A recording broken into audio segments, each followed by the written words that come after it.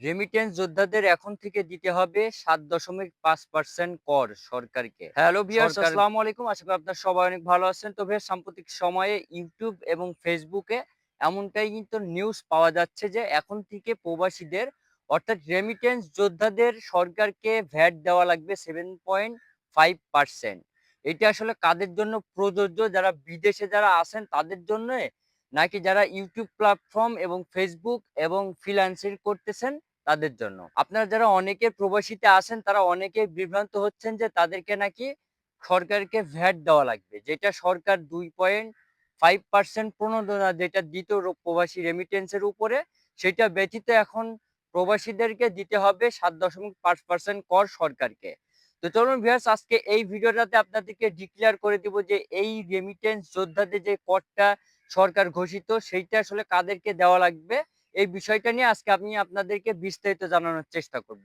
তো বেশ, আজকের ভিডিওটা খুবই গুরুত্বপূর্ণ হতে যাচ্ছে, তো ভিডিওটা স্কিপ না করে ভিডিওটা সম্পূর্ণ দেখার অনুরোধ থাকবে। তো চলুন বেশ, কথা বাড়াচ্ছি না, মূল ভিডিওটা তাহলে শুরু করা যাক। তো গত কয়েকদিন ধরে কিন্তু ইউটিউব এবং ফেসবুক প্ল্যাটফর্মে দেখা যাচ্ছে যে প্রবাসীদের অর্থাৎ রেমিটেন্স যোদ্ধাদের 7.5% কর দেওয়া লাগবে সরকারকে। তার মানে হচ্ছে যে আপনি প্রবাসে বসে দেশের জন্য যে রেমিটেন্স প্রত্যেক মাসে পাঠাচ্ছেন সেই রেমিটেন্সের উপরে 7.5% কর দেওয়া লাগবে। এমনটাই কিন্তু নিউজ, এমনটাই কিন্তু তথ্য কিন্তু পাওয়া যাচ্ছে। বিষয়টা হচ্ছে যে যখন ডক্টর ইউনূস সরকার যখন সরকারে ছিলেন বা উপদেষ্টা যখন ছিলেন, তখনই কিন্তু এই আইনটা কিন্তু কার্যকর কিন্তু হয়েছিল।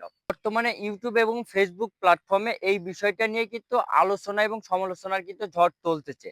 যে সেটা হচ্ছে যেই 7.5% যে কর বা ভ্যাটের যেটা সরকার ঘোষিত বা সরকার রাজস্ব আয়ের জন্য যে ভ্যাটটা বসিয়েছে, সেটা হচ্ছে বাংলাদেশের যেসব ইউটিউব এবং ফেসবুক থেকে আর্নিং যারা করে এবং যারা ফ্রিল্যান্সিং করে তাদের জন্য কিন্তু এই করটা।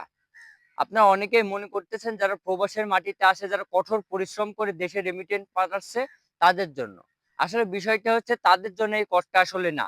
যারা বাংলাদেশে যারা ইউটিউব এবং ফেসবুক থেকে যারা আর্নিং করতেছেন এবং ফ্রিল্যান্সার যারা আছেন, যারা রেমিটেন্স যারা আনতেছেন বাংলাদেশে, তাদের জন্য কিন্তু এই 7.5% কর কিন্তু বাংলাদেশ সরকার কিন্তু বসিয়েছে। এটা কিন্তু যারা প্রবাসে যারা আছেন তাদের জন্য আসলে না। আপনারা অনেকেই বিভ্রান্ত হচ্ছেন যে এই করটা আসলে প্রবাসীদের আয়ের উপরে বসাইছে। আসলে বিষয়টা এমন না। বিষয়টা যারা বাংলাদেশে যারা ফেসবুক এবং ইউটিউব থেকে যারা আর্নিং করতেছেন তাদের জন্য কিন্তু এই করটা বাংলাদেশ সরকার থেকে বসিয়েছে। তো আশা করি বিষয়টা বুঝতে পারছেন। তো ভিউয়ার্স, আজকের ভিডিওটা এই পর্যন্ত ছিল। যদি ভিডিওটা ভালো লেগে থাকে তো অবশ্যই চ্যানেলটি সাবস্ক্রাইব করবেন এবং পাশে আসা বেল আইকনটি প্রেস করে দিবেন। যাতে পরবর্তী নিত্য নতুন আপডেট ভিডিও সবার আগে পৌঁছে যায় আপনার কাছে। সে পর্যন্ত ভালো থাকবেন, সুস্থ থাকবেন। আসসালামু আলাইকুম।